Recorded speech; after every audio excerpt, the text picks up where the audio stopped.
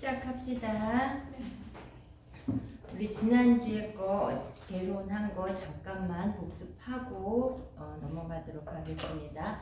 우리가 뭐 방법이 여러 가지 신학자마다 다르겠지만 보통 구약을 10시대로 나누는데 창조시대, 족장시대, 출애굽 광야시대, 정복시대, 사사시대, 통일왕국시대, 분열왕국시대, 그리고 포로시대, 포로귀환시대, 침묵시대, 그리고 이제 메시아가 오시는 거죠. 이렇게 보통 10세대로 나누는데 우리가 이 공부하는 목적은 어느 시대에 누가 있었고 누가 얼마나 훌륭했고 이걸 보는 게 아니라 전체 맥을 보는 거라 그랬죠. 전체 맥이 언약이 어떻게 성취되어 오고 있고 그리고 메시아가 오시기까지 어떤 과정이었는지 전체 우리가 이 통으로 맥을 보는 통전적으로 본다는 그거 말씀드렸어요. 그리고 또 참고로 우리가 성경하고 또 비교를 해봤을 때 창세기 1장에서 11장이 창조시대에 해당되고 그 다음 12장부터 50장이 족장시대, 그리고 출애굽기,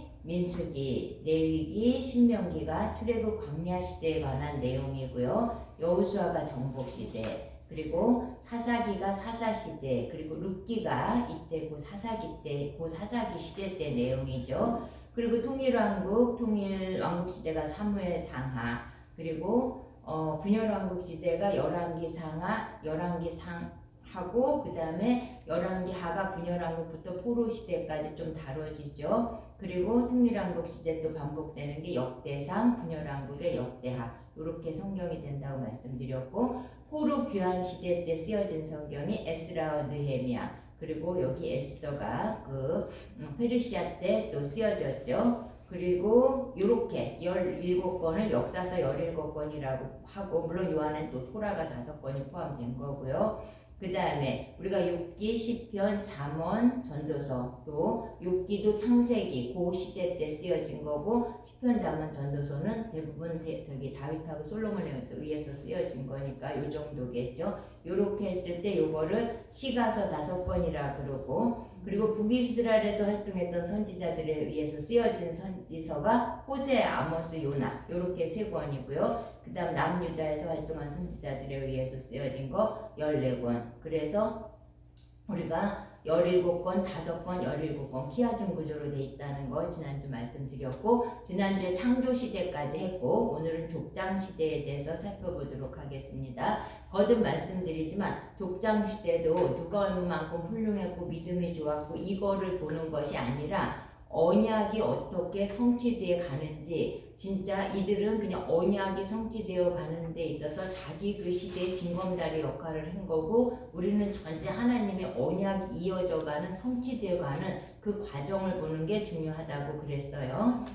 우리가 보통 족장 했을 때 족장은 일반적으로는 어떤 그 어떤 그 부족, 어떤 일족의 우두머리 또는 작게는 가족의 어른을 얘기를 하는데, 우리가 구약에서는 모세 이전에 창세기에 나오는 선조들을 일반적으로 호칭하는 그런 언어고요. 그래서 모세 이전에 이스라엘의 선조였던 아브라함, 이삭, 야곱을 흔히 지칭하는 그런 말이다. 그리고 이들은 기간 동안에 이스라엘 민족이 어떤 아버지로서 영적 지도자 역할을 했기 때문에 또 족장에는 아버지 또 이런 의미가 있고요. 그래서 족장시대라는 표현은 일반적으로 모세율법이 주어지기 그 이전, 모세율법이 지어지기 이전에 아브라함, 이삭, 야곱, 그리고 또 야곱의 아들들의 그 시대까지를 포함해서 족장시대라고 그런다. 족장시대를 어느 시대를 말하는지 살펴봤어요.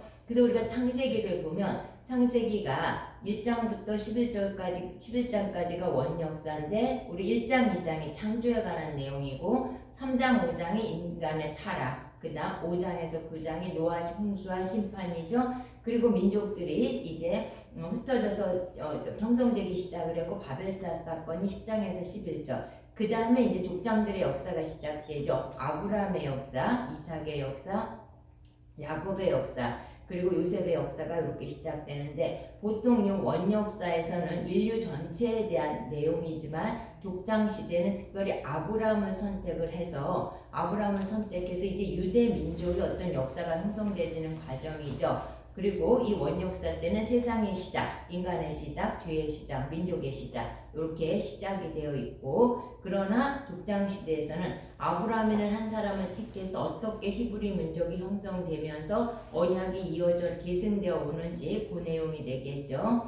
그리고 지역으로 보면 원역사 때는 에덴에서 갈대아 우르겠죠. 그 다음에 족장들의 역사는 가나안에서부터 애굽으로 이동하기까지의 지역을 말하면 그 지역이 되겠죠. 그리고 족장들의 역사는 대체로 약 한 350년 정도 된다면 그렇게 보면 되겠죠. 요랬을 때 이 족장들의 역사, 여기를 족장시대라고 그런다. 그럼 족장시대가 어딘지 개념이 들어오시겠죠. 그래서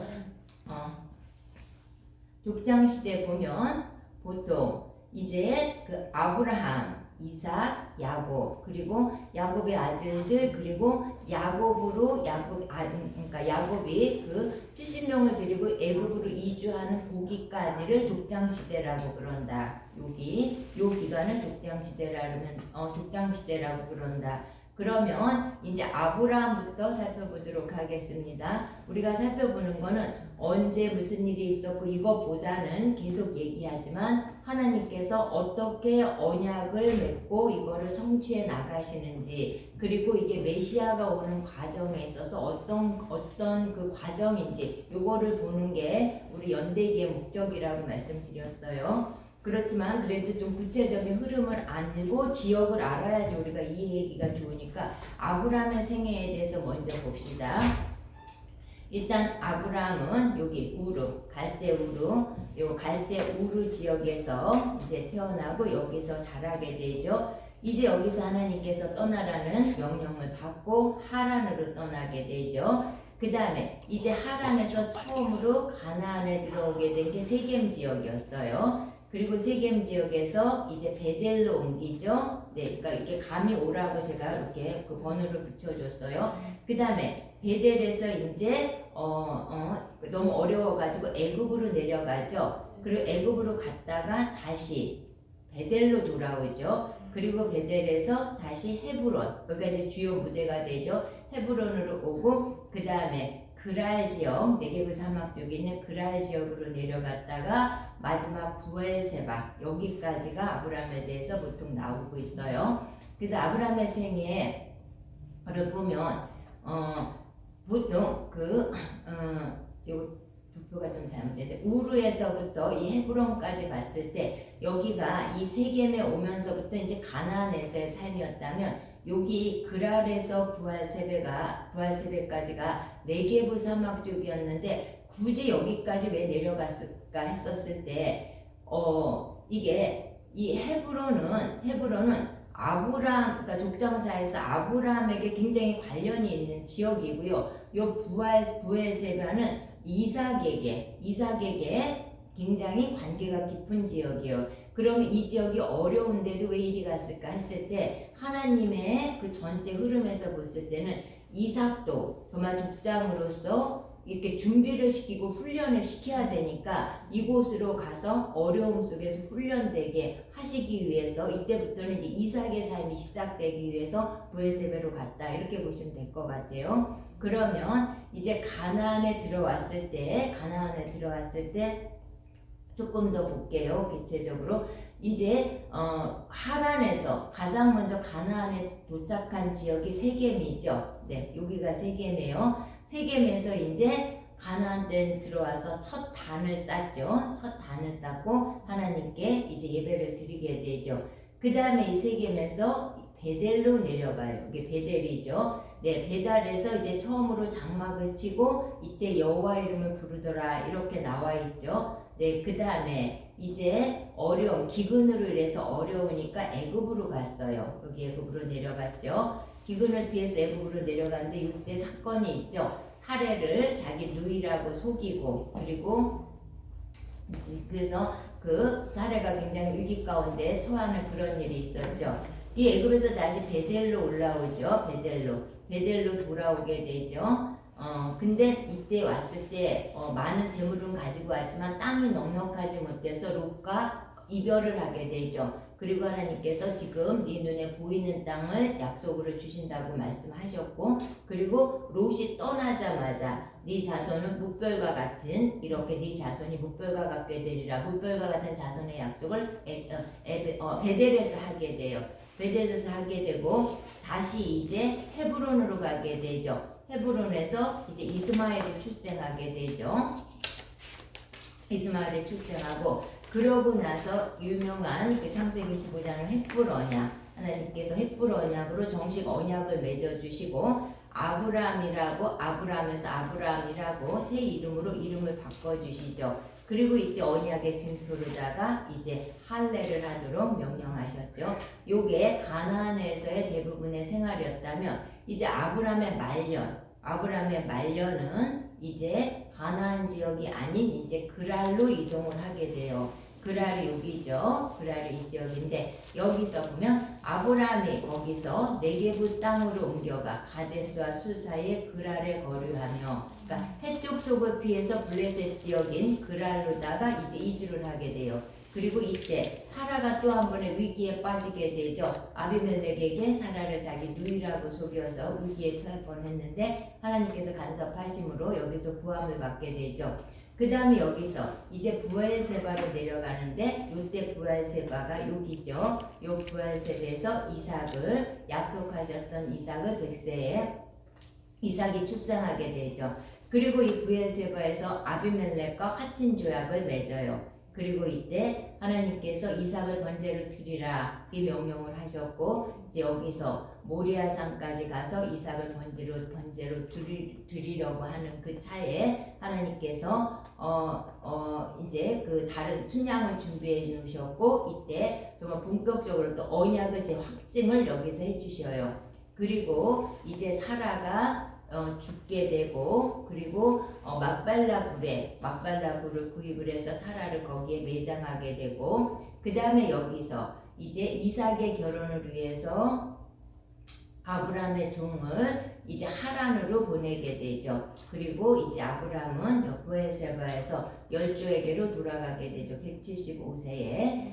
우리 아브라함의 생애를 전체적으로 보면, 우리 중요한 것만 보면, 일단 그 우르 지역에서 부름을 받죠. 사도행전 10장에서 증거하고 있죠. 여기서 네가 본토 아비 집을 떠날 것을 명령을 하셨고, 근데 그래서 여기서 우르를 60세에 출발을 하게 되죠. 그래서 하란이라는 지역에 가서 몇 년간 머무르게 되죠. 근데 이때 하나님께서 다시 한번 너를 통해서 이렇게 되겠다. 창세기 12장에 그 유명한 가나안 지역으로 가게 된, 그러니까 가나안 약속을 해주시고요. 그래서 이제 75세에 아브라함이 하란을 떠나게 되죠.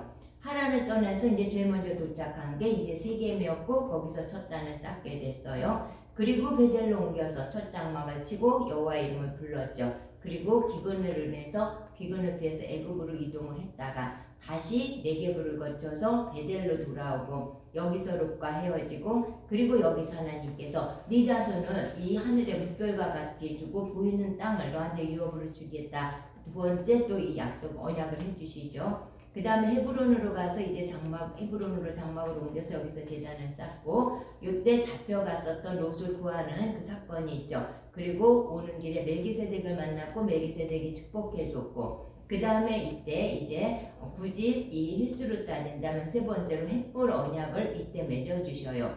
그리고 이스마엘이 출생하게 되고, 그리고 아브라함의 이름이 헤브론에서 새 이름으로 바뀌게 되고, 그리고 언약의 징표로다가 할례를 할 거를 명령하게 되죠. 그 다음에 이제 그랄 지역으로 갔어요. 그리고 이제 부엘세바에서 이삭이 출생하게 되죠. 그리고 이때 하갈하고 이스마엘을 내쫓아요. 그리고 이삭을 번제로다가 모리아산에 가서 드리게 되고, 그 다음에 여기서 하나님께서 이제 이삭을 그 사건에서 내가 너를 진짜 사랑하는 줄 알았다 그러면서 다시 한번 언약을 확증시켜 주시죠. 그리고 이제 막벨라굴을 매입을 하게 돼서 사라를 장사 지내고 자신은 175세 열조에게로 돌아가게 돼요.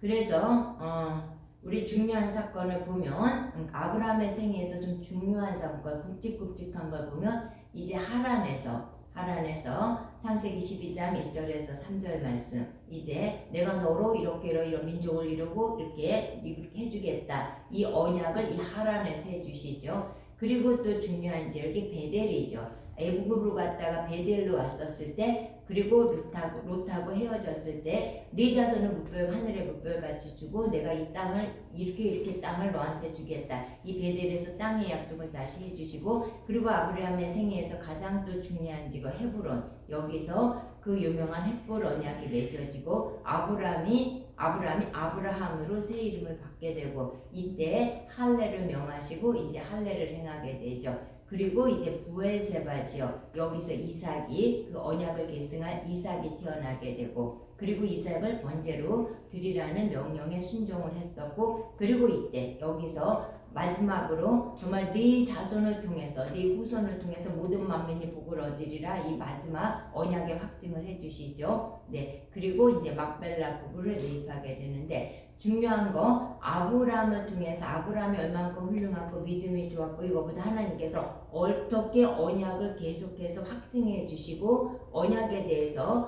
언약해 주시고 계속해서 확증시켜 주시는지, 그게 중요하다 그랬어요. 그래서 아브라함의 언약을 보면 제1차 지역으로 하란에서 제1차 언약을 하나님께서 말씀하셨고, 그리고 베델에 왔었을 때 다시 한번 땅과 자손에 대해서 약속하셨고, 그리고 헤브론에서 이제 너를 의롭게 여긴다고 칭의를 주셨고, 그리고 헷볼 언약을 맺으시고 이때 할례 징표를, 언약의 징표로 할례를 명하셨고, 부엘세바에서 이삭의 그 번제 후에 이제 후손에 대한 마지막 언약을 확증시켜주고, 여기서 이제 부엘세바, 이삭을 위해서 굉장히 중요한 장소라 그랬죠. 이래서 이 언약이 이삭에게로 계승해 간다는 거, 요거를 이삭에게 어떻게 계승해 가는지 걸 보면 되겠어요.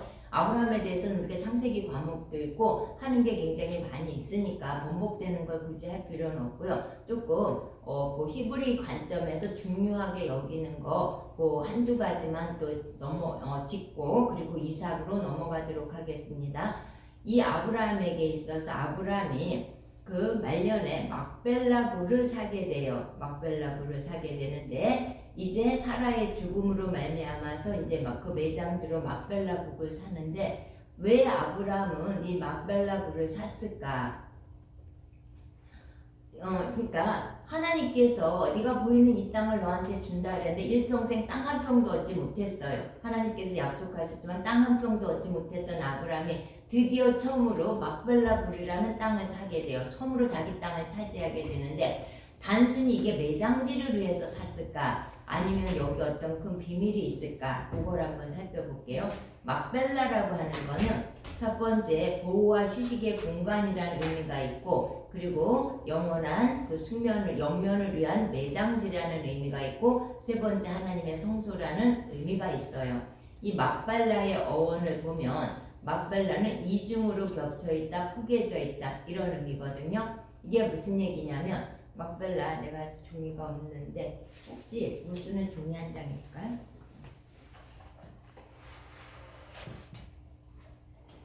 그건 아니고 이렇게 구멍 뚫고 버려도 되는 좀. 여기 있어요.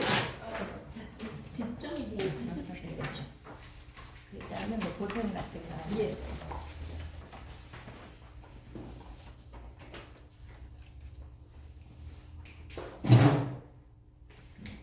구멍. 이건 조금 어렵겠는데. 누가 뾰족한 거 있고. 네네. 네네네. 아니에요. 이게 그러니까 겹쳐져 있다, 포개져 있다, 이게 뭐냐면 요게 겹쳐 있다는 얘기예요. 겹쳐 있는데 만약에 여기에 구멍을 뚫었을 때 볼펜 드릴게요. 그냥 뚫었다고 쳐요. 가위?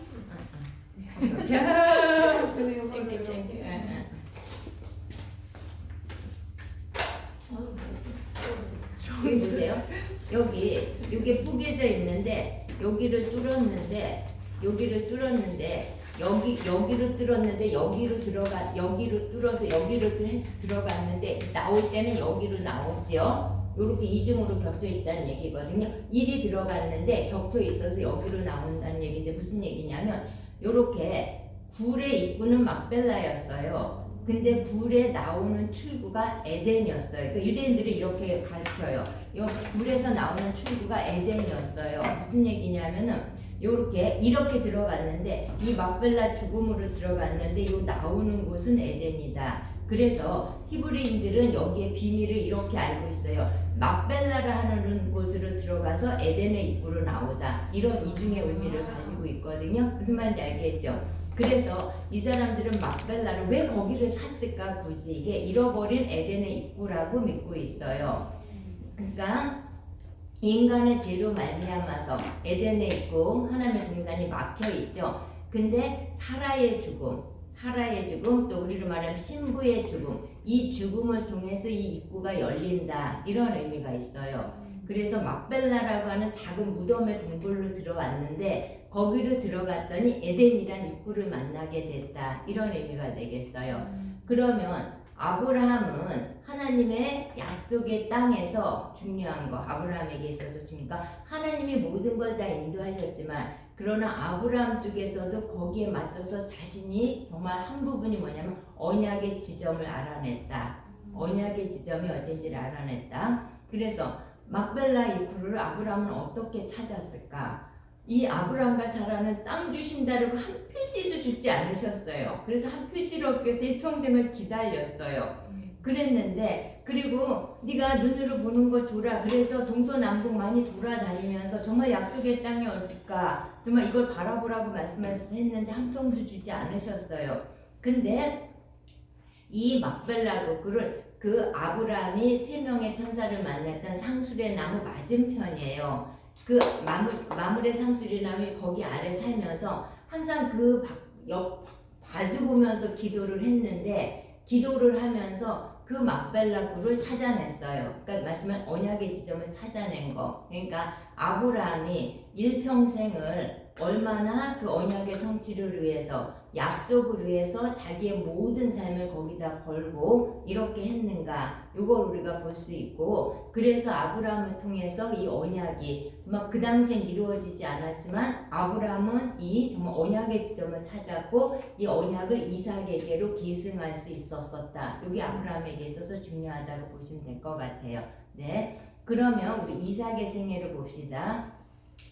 이삭은 이제 굳이 아브라함이 브에세바까지 갈 필요가 없는데 가거든요. 그거는 하나님께서 이삭을 이 힘든 지역이에요. 이삭을 여기서부터 훈련시키고 그리고 정말로 상속을 이을 자로 준비시키기 위한 이삭을 위해서 갔다. 보통 우리가 이렇게 볼 수 있어요. 브에세바가 여기죠. 여기서 이삭이 출생하게 되죠. 네. 그리고 하나님께서 여기서 네 아들을 바쳐라. 그래서 이 예루살렘에 있는 모리아산까지 이삭이 자기가 저기 태워지게 될 번제물을 저기 장작을 들고 여기까지 가서 모리아산을 가게 되죠. 그리고 여기서 하나님께서 이제 다시 언약을 확증해 주셨을 때 다시 브에세바로 오게 되죠. 네, 브에세바가 어딘지 봤죠? 네, 브에세바로 다시 돌아와요.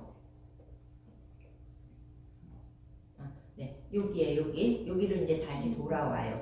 그리고 나서 이제 이삭도 헤브론으로 가게 되는데 왜 가게 되냐면 사레가 죽게 돼요. 그래서 어머니 장례식을 위해서 이제 그 에서도 같이 가죠. 누구야? 이 헤브론에서 그러니까 이때 많이 보기를 이때 아브라함하고 분가를 했을 거다. 왜냐하면은 여기서 이삭이 부엘라 헤로이에 있는 걸로 나오거든요. 부엘라 헤로이에서 여기서 이제 리브가를 여기 지역인데 여기서 이제 아브라함하고 분가해서 여기로 왔고 여기서 리브가를 아내로 맞이하게 되죠. 리브가를 아내로 맞이하게 되는데 이제 그때도 가뭄이 와가지고 리브가와 이삭이 함께 그랄로 가죠. 그랄로 가서 여기서 또 어려움을 겪죠. 네. 아비멜렉에게 그 리브가를 누이라고 속여서 이 리브가가 또 위험에 처할 뻔한 또 이런 일이 발생했는데 이때부터 이제 우물 사건이 많이 발생해요. 그 우물을 빼앗기고 우물을 파고 이 사건이 있으면서 그런데 하여간 우물을 파고 옮기면서 결국에는 부엘세바까지 오게 되죠. 여기 부엘세바까지 와서 여기서 에서와 야곱을 낳게 되죠. 그리고 여기서 에서와 야곱을 낳게 되고 이 이제 팥죽 사건에 뭐야 이게 벌어지기 시작을 하는데, 그리고 아브람은 자기가 돌아갈 곳을 알았기 때문에 헤브론으로 옮겨가게 되고, 그리고 이 막벨라 굴에 여기서 장사 지내게 되겠죠.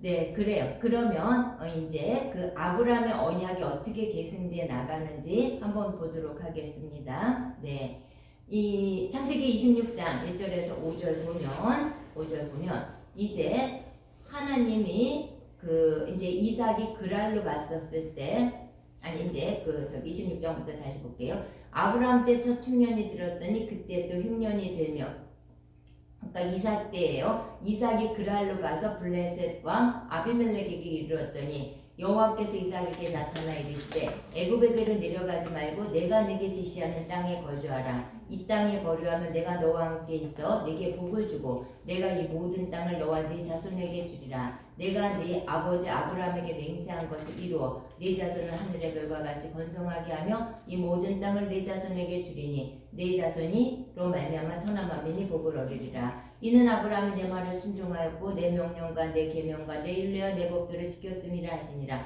이 언약이 계승되고 이삭에게 언약을 확증시켜주는 내용인데, 구체적으로 보면 이제 땅에 대해서 얘기를 해주셔요.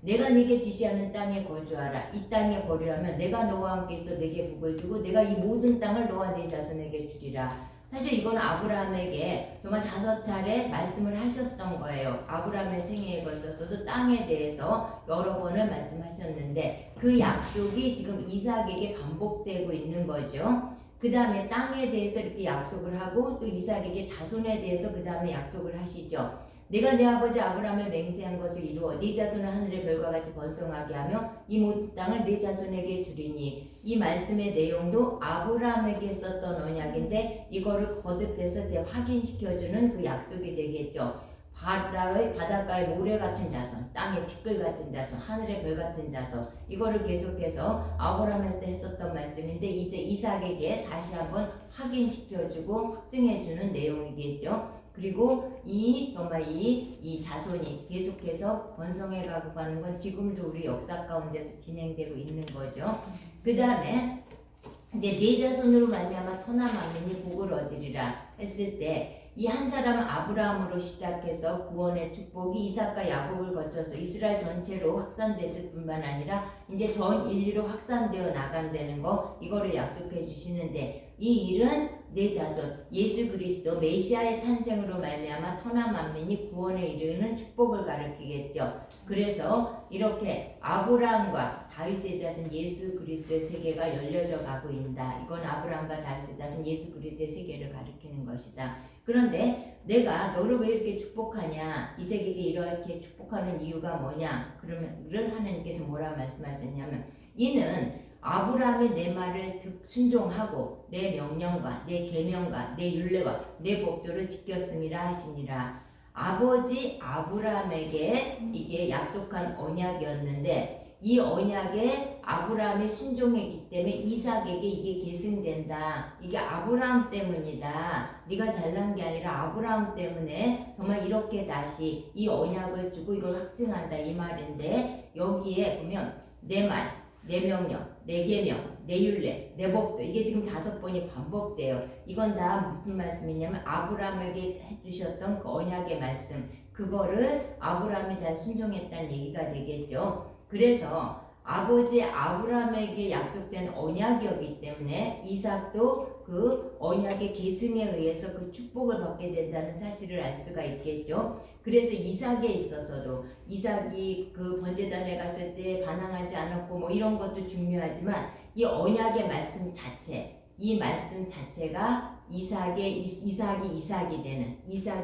되는 전부가 이 언약의 말씀이었다는 거. 그래서 이 말씀 속에 이삭의 전 생애가 들어있고 그리고 축복이 들어있다는 거, 우리 이거 알 수 있겠죠. 그 다음에 이제 이삭에게서 아브라함이 그 막벨라 굴을 찾아냈었다면 이삭에게 있어서 좀 우리가 중요한 것 중에 하나는 우물 파기가 중요하죠.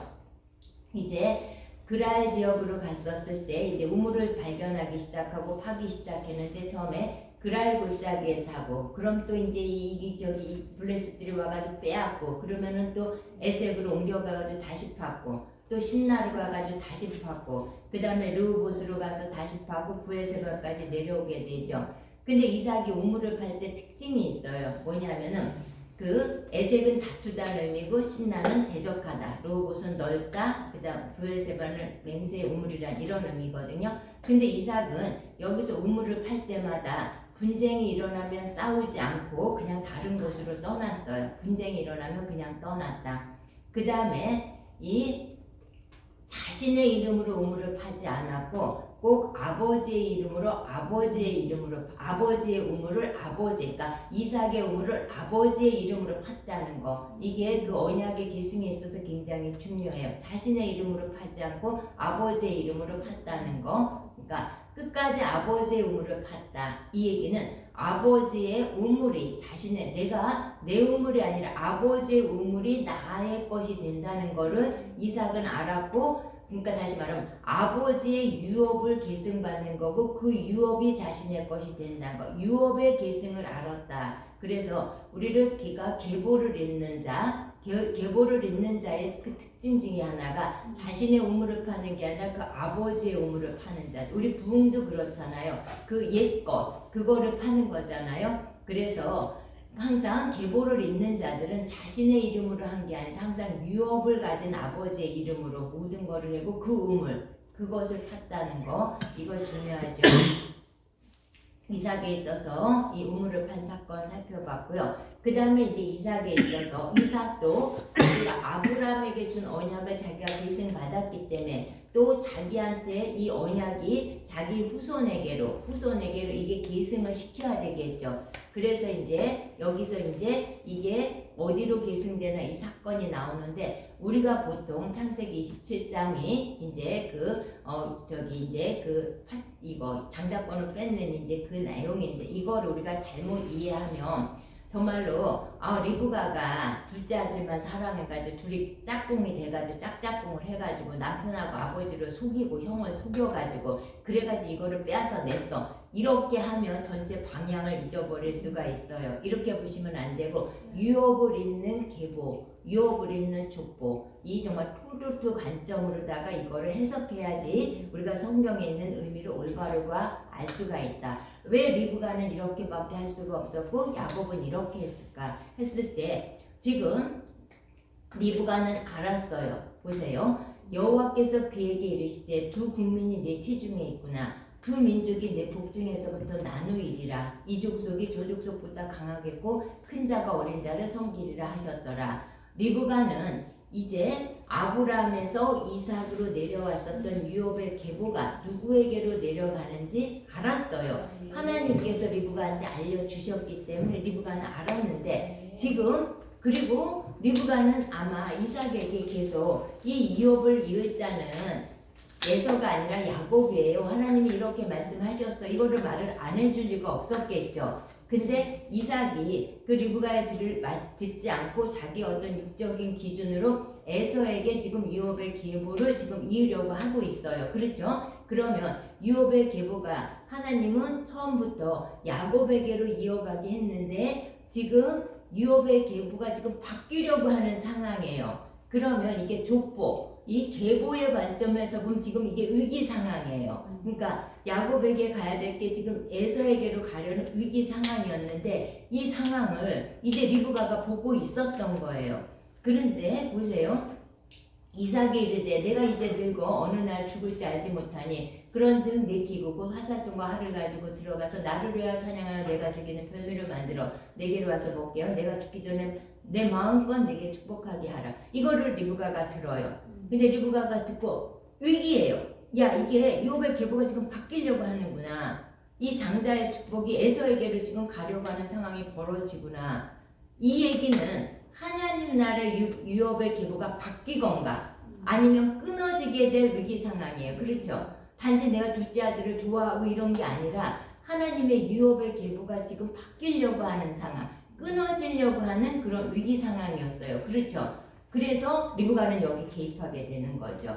이게 엄청난 위기라는 걸 알고 이제 리브가가 개입하게 되는 거죠. 그래서 이 유업의 계보, 이 족보의 측면에서 리브가와 야곱의 취한 행동을 이해해야지만 됐다. 리브가는 보면 우리가 오늘 다 할 적은 없지만 굉장히 순종적이고 그리고 정말 현숙한 아내였어요. 일상면에서 모든 면에서 남편에게 잘 순종했지만 그러나 하나님 나라의 유업, 하나님 나라의 계보 이 부분에 있어서 유업을 잇는 자손이 끊어지려는 하는 그런 상황에 직면했기 때문에 리브가는 여기서 가만히 있을 수가 없기 때문에 침노한 거죠. 네, 그래서 리브가는 오로지 정말 자신의 삶이 이 유업의 계보를 잇는 이업의 계보가 내려가게 하는 정말 이거라는 걸 알았고 어떻게 하든지 유업의 계보가 잘 이어질 수 있도록 이거에 전 인생을 걸었었기 때문에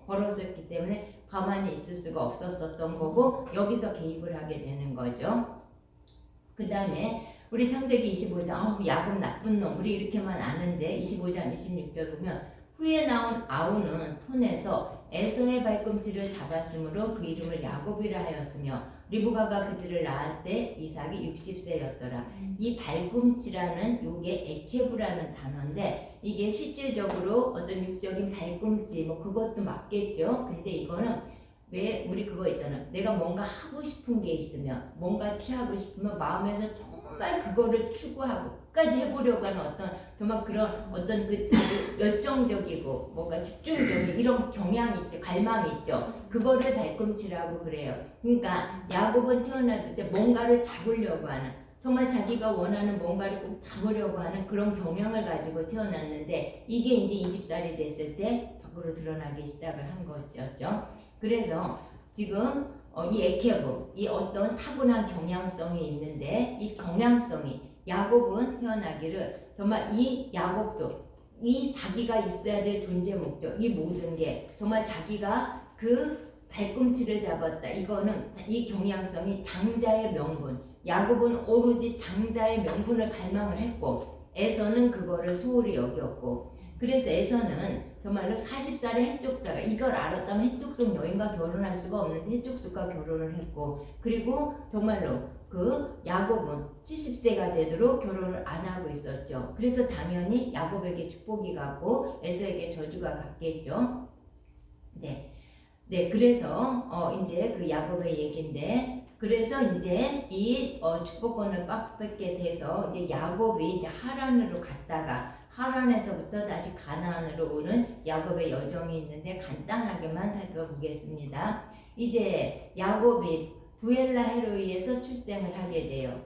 근데 이 부엘세바로 옮겨가서 여기서 에서에게서 장자권을 뺏게 되죠. 그래서 위기 가운데 처해서 이제 도주를 하게 되죠. 그래서 베델이라는 곳에서 잠을 자게 됐었을 때 하나님이 그 현몽하셨고 그리고 여기서 언약을 맺게 되죠. 그리고 하란으로 가서 여기서 4명의 아내를 취하게 되고 11명의 자녀를 얻게 되고 그래서 이제 다시 네가 다시 돌아가라 그래서 이제 가나안으로 돌아오는데 그 길르앗산지라는 그 지역에서 라반이 추격해서 오게 됐죠. 이제 라반하고 이제 또 다시 이렇게 언약을 맺게 되고 그리고 마하나임을 거쳐서 분이엘에서 그 유명한 약복강의 천사와의 싸움이 있게 되죠. 그리고 여기서 새 이름이라는 이스라엘이라는 이름을 받게 되죠. 그리고 에서가 그래도 두려웠기 때문에 바로 베델로 안 가고 숫곳이라는 곳을 갔다가 어디서 몇 년 있고 다시 세겜으로 가요. 이때 그 유명한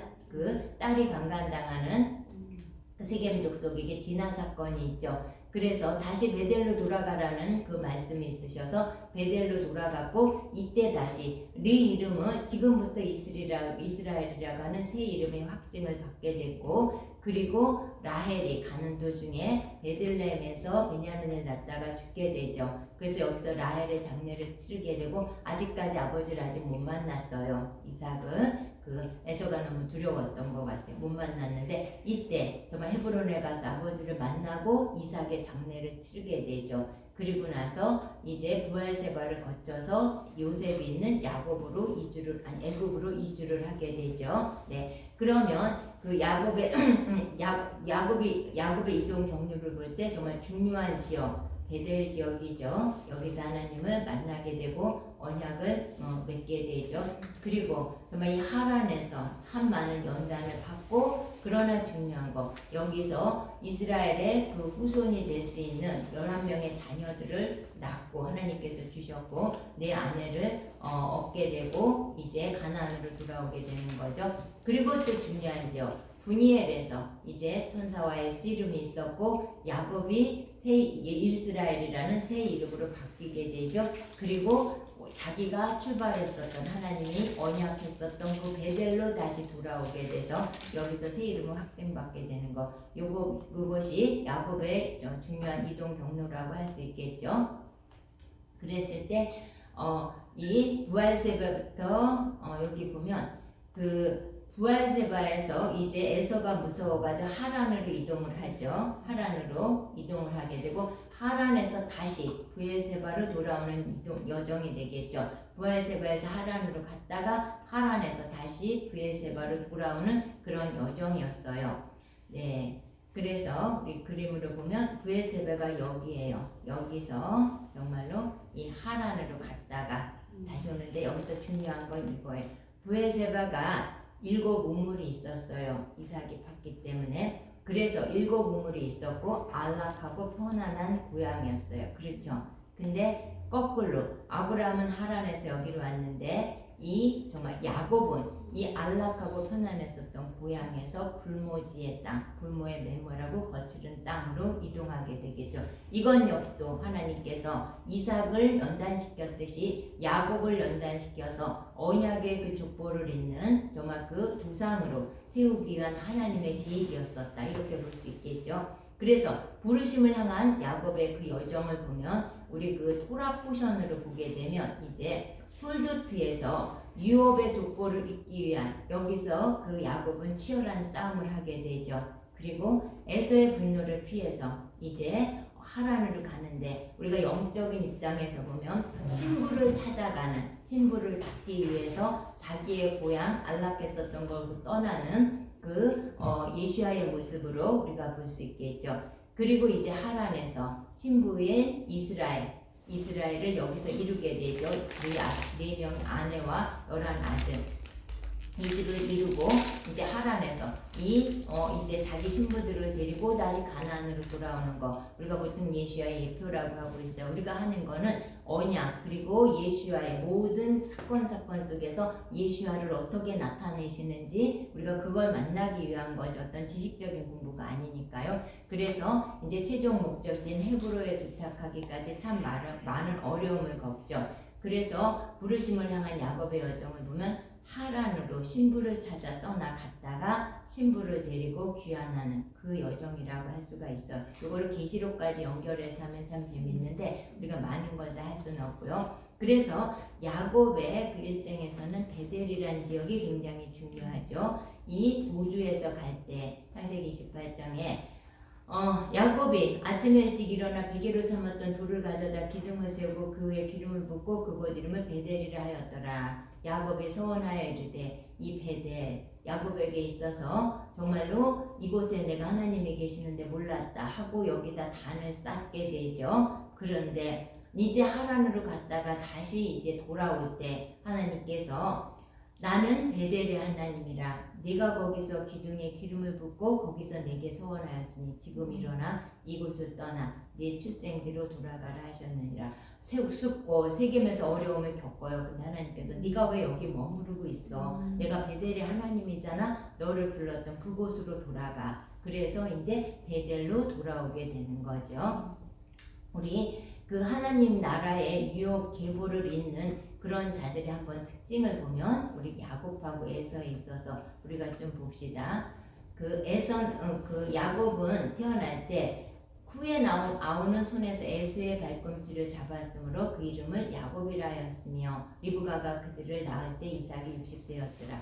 요 에케브 아까 발꿈치에 대해서 했죠. 요거를 조금 더 구체적으로 보면 창세기 25장 27절에 그 아들들이 장성함에 에서는 익숙한 사냥꾼이었으므로 뒷사람이 되고 야곱은 조용한 사람이었으므로 장막에 거주했을 때 요 익숙한이라는 뜻이 야다 그러니까 몸으로 이게 체화가 되고 습관이 됐다는 그런 의미가 있고요. 이 조용한은 좀 완전한 이런 의미가 있어요. 그래서 에서와 야곱을 본다면 에서는 세상에 굉장히 익숙한 어떤 그 경향성, 에케부가 있었고 야곱은 그 온전한 그런 에케부가 있어서 야곱은 오로지 장자 명분을 갈망하는데 일생을 걸었고 에서는 소홀히 여겼다 그랬죠. 네, 그래서 에서는 햇쑥쑥하고 결혼했지만 그러나 정말 야곱은 오로지 이 장자 명분 여기에 있었기 때문에 그 정말 늦게 결혼을 하게 되죠. 그래서 야곱을 보면 하란으로 가는 그 모습 속에서 정말 자기의 그 안락하고 편안한 곳을 떠나서 그 힘든 하란 지역으로 가는 게 자신의 편안했었던 그런 하늘의 보좌를 떠나서 신부를 찾으러 내려오시는 예수야의 예표라는 거 볼 수가 있겠죠. 그리고 또한 야곱은 이제 12아들을 통해서 이스라엘을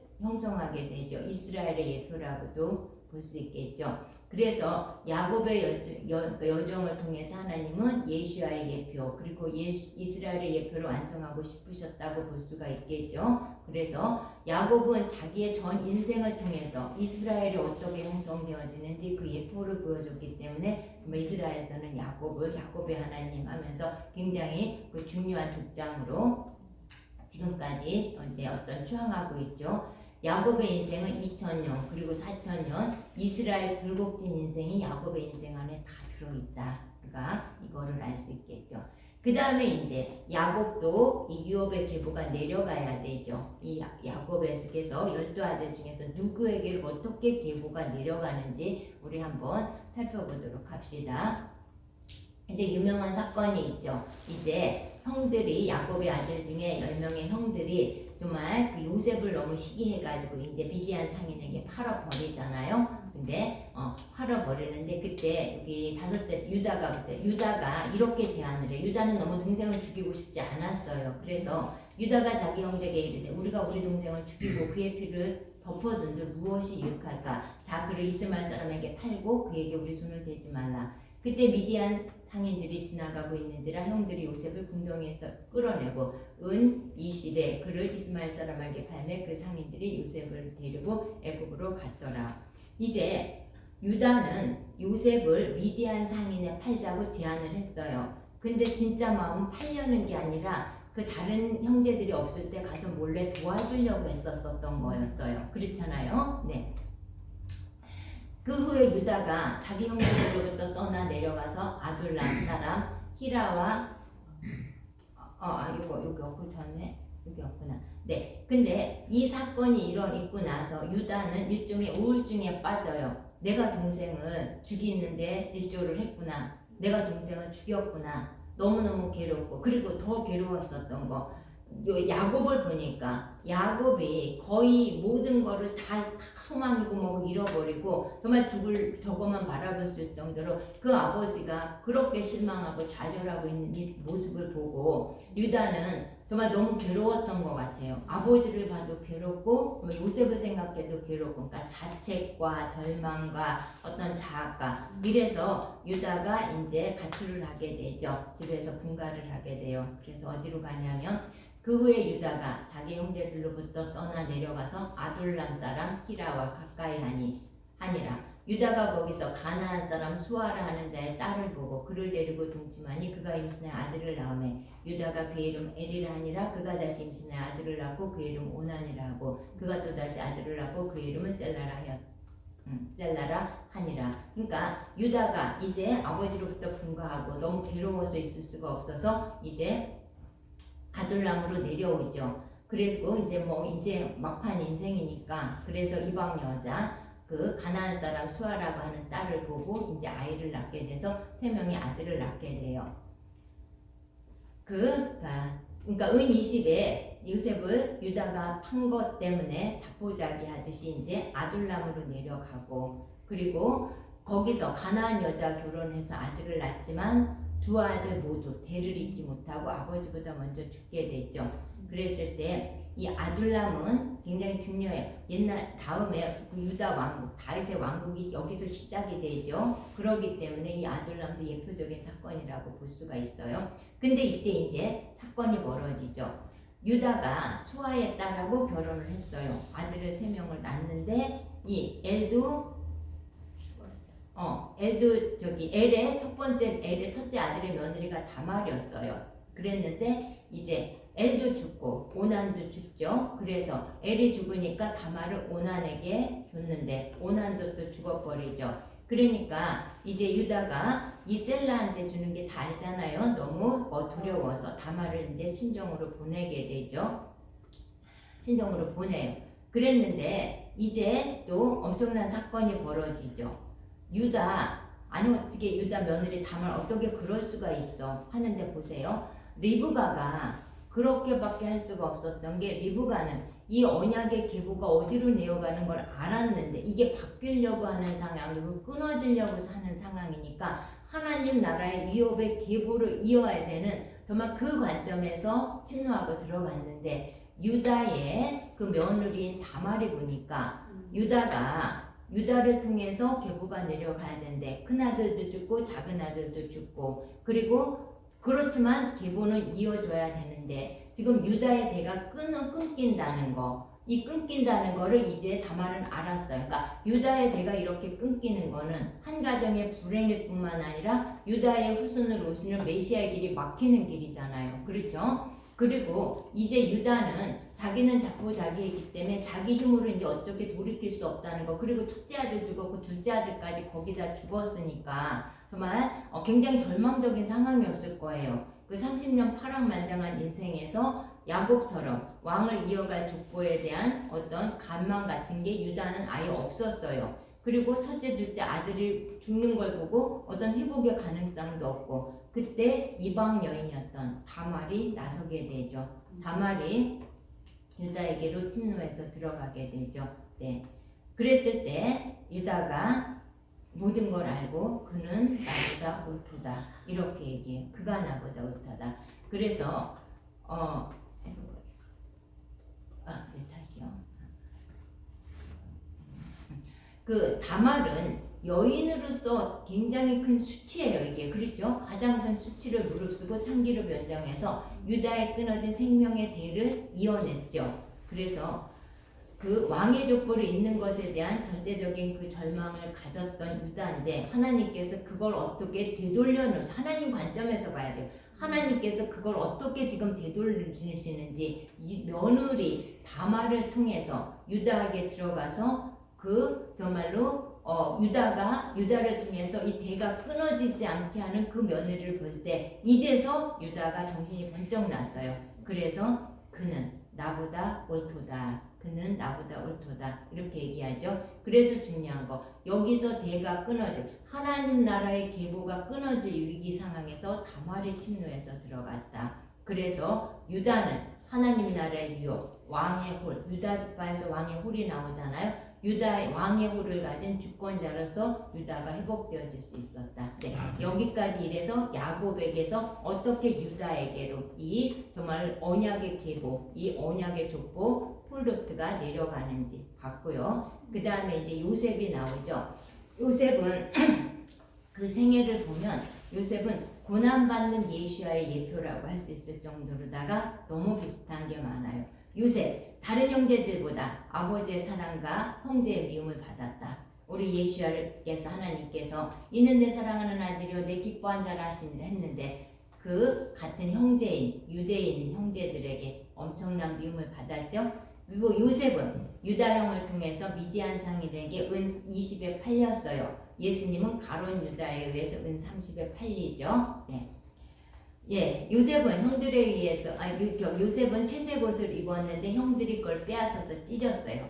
예수님께서 십자가를 지셨을 때 예수님의 겉옷을 로마 군인들이 네 갈래로 찢어서 가졌죠. 요셉은 깊은 우덩이에 빠지게 됐죠. 우리 예수님께서도 굴 속에서 장사되셨죠. 네.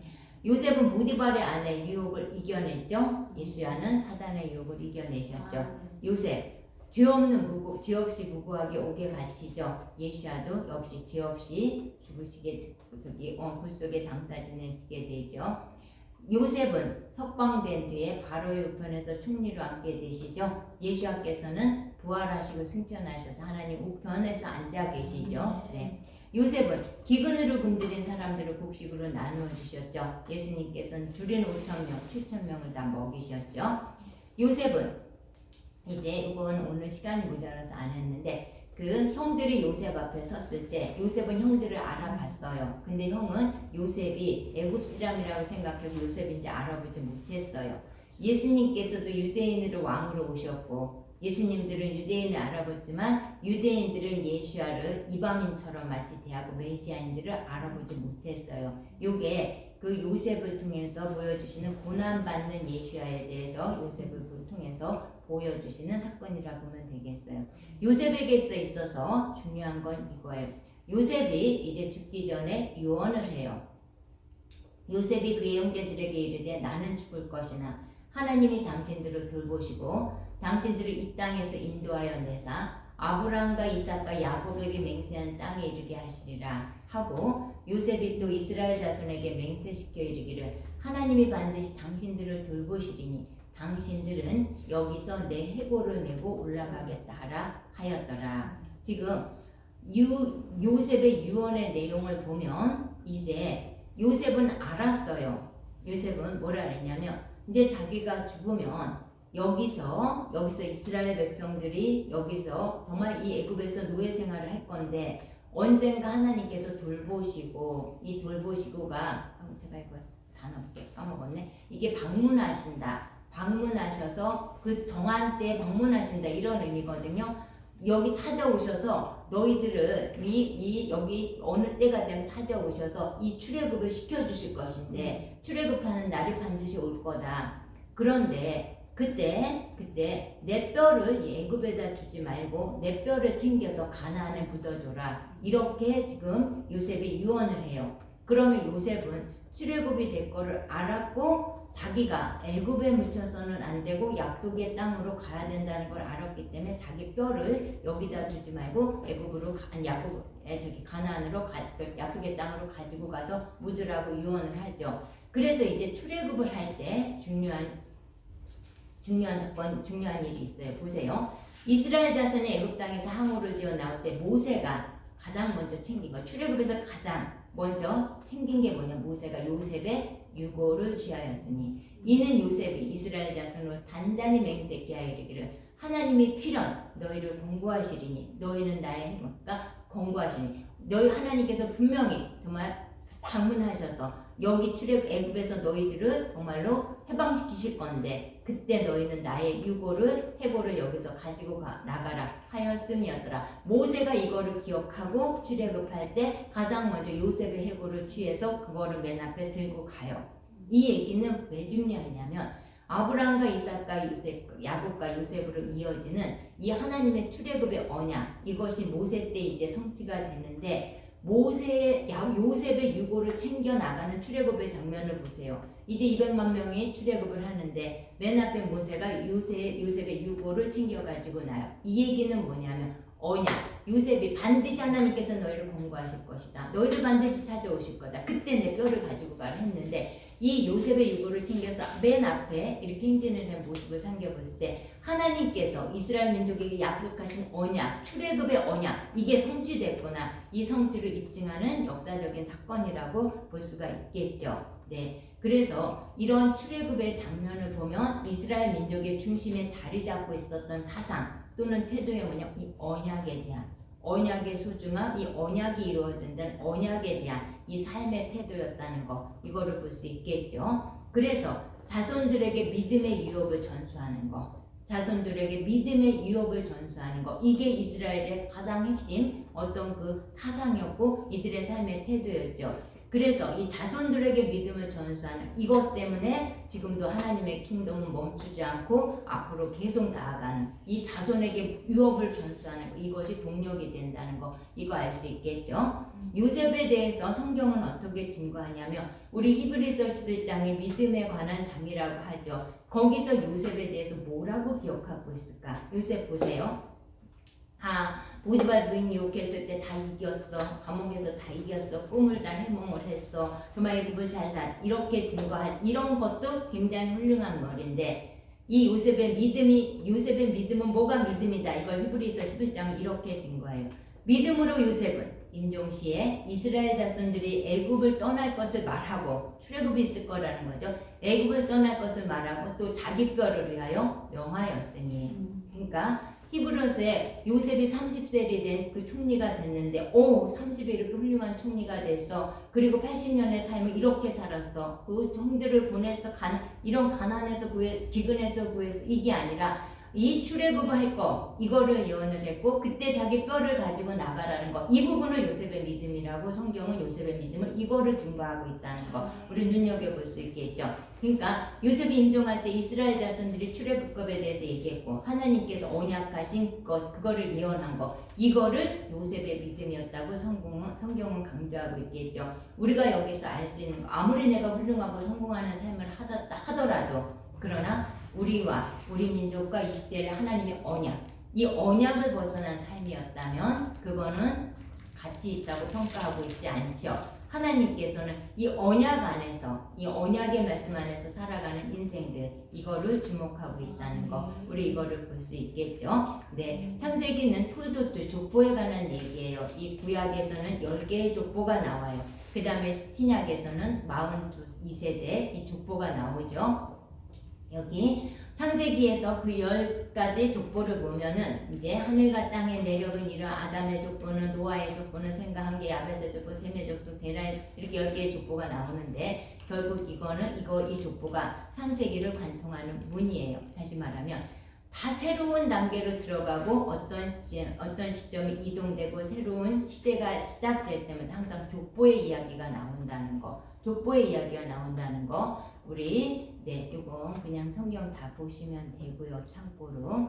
그래서 하나님 창세기가 족보로 이루어지는 그 이유는 뭘까? 성경을 왜 족보로 시작할까? 이 족보 톨도트라는 건 얄라드라를 가지고 해산하다, 나타 그런 의미예요. 우리 보세요. 하나님이 예수야가 공중에서 뚝 떨어지시고 그냥 내가 왔다 그러고 딱 내려오신 게 아니라 낳고 또 유업을 이어받아서 낳고 기르고 또 죽고 낳고 기르고 죽고 이런 일이 반복되면서 예수야께서 이 땅에 오시게 됐죠. 그래서 메시아신 예수야께서 하늘에서 뚝 떨어진 게 아니라 족보를 통해서 오셨다는 거. 예수야께서는 42세대에 걸친 이 족보, 유업의 계보를 통해서 오셨다는 거. 이게 중요한 거예요. 그렇기 때문에 우리가 세대가 연합하고 또 이 사명과 유업이 이어지고 계승돼야 되는 거 그리고 계속 낳고 기르는 이 순환 이 가운데 메시아가 오셨다는 거 기억해야 되겠죠. 이 성경이 반복되는 이 족보에서 패턴이 있어요. 불임의 패턴이 있어요. 항상 사라, 리브가, 라헬, 한나 모두 중요한 인물들은 항상 불임의 교통이 있었어요. 그런데 이렇게 불가능한 상태에서 하나님의 태의 문을 여시는 것이 계속 이걸로 시작했고 반복을 하셨죠. 우리가 생명의 해산에 대한 갈망 그리고 간절한 간구 이게 있어야 된다는 거죠. 이거를 통해서 하나님은 해산을 이루어 가신다는 거. 우리가 교회든지 가정이든지 생명을 잉태하고 또 해산하고 양육하는 이런 일에 대한 갈망 이거를 먼저 회복하라고 하나님께서 말씀하시는 것이죠. 그래서 우리가 해산의 갈망 나를 통해서 육신적으로도 그리고 영적으로도 나를 통해서 생명이 잉태되고 또 해산하고 양육하는 우리가 이 해산을 갈망해야 되겠죠. 이렇게 성경은 이 불임의 패턴이 반복되고 있고 두 번째 항상 유업의 상속에 있어서 장자와 차자가 뒤바뀌는 패턴이 반복되고 있어요. 에서와 야곱이 그랬죠. 므낫세와 에브라임이 그랬죠. 이스라엘과 어떤 이방인이 그랬죠. 항상 보면 큰 자가 작은 자를 섬기고 먼저 된 자가 나중되고 나중된 자가 먼저 되는 이 패턴이 이어지고 있었어요. 그리고 하나님께서 리브가에게도 야곱하고 에서가 쌍둥이로 나올 때 정말 이 족보가 순서를 리브가한테 알려주셨어요. 그리고 야곱이 요셉의 아들들 므낫세하고 에브라임을 축복할 때도 이 야곱은 알았어요. 요셉은 자꾸 자기의 큰아들인 므낫세를 자꾸 오른손을 얹게 하려는데 안다. 내 아들아 나도 안다. 야곱이 그러시죠. 야곱은 하나님께서 정해진 축복의 순서를 잊지 않고 그대로 선포했죠. 그래서 하나님께서 보면은 아브라함은 그 이스마엘을 그 내보내죠. 그리고 이삭이 에서가 아닌 이삭이었고 그 다음에 맞나? 그리고 야곱 그 다음에 이 남은 자를 통해서 계속 이어지고 있는데 하나님 나라의 계보를 잇는 특징을 보면 첫째 생명까지 걸고 하나님 나라를 침노한다. 우리 다말이 그랬고 리브가가 그랬고 이 정말 또 야곱이 그랬고 이 생명을 걸고 하나님 나라를 침노했다. 그리고 정말 하나님 나라의 위협을 내가 반드시 잇겠다는 이 갈망, 우리도 정말 이 족보를 이어야 되는 사람들, 또 우리 족보로 들어가야 되자 이 갈망, 에케브가 있어야지 된다는 거. 그리고 이삭이 자기의 이름으로 우물을 파지 않았다. 아버지의 이름으로 아버지의 우물을 판 거, 이거 굉장히 중요하죠. 그러면 정리해 봅시다. 아브라함과 이삭과 야곱과 요셉, 우리는 여기를 통해서 하나님께서는 이들이 훌륭해서 이걸 드러내는 게 아니라 모든 거는 하나님은 또는 예수야를 보여주시고 계시하시는 거, 그리고 언약이 어떻게 이어지는 거를 보여주시는 거, 이게 목적이라 그랬죠. 아브라함 아버지 하나님의 정말 예표시죠. 아들을 모리아산까지 인도하셨고 우리 하나님께서는 모리아산에서 그 예수야를 정말로 번제를 드리게 하시는 아버지 하나님의 예표죠.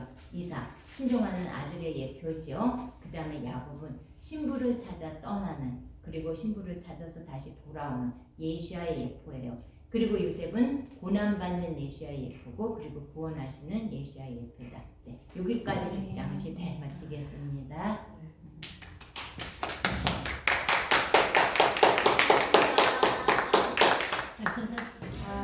쉬웠어요. 아이고 수고하셨습니다. 감사합니다. 뭐라 그랬어? 아이고야. 쉬지 않고 달리시네.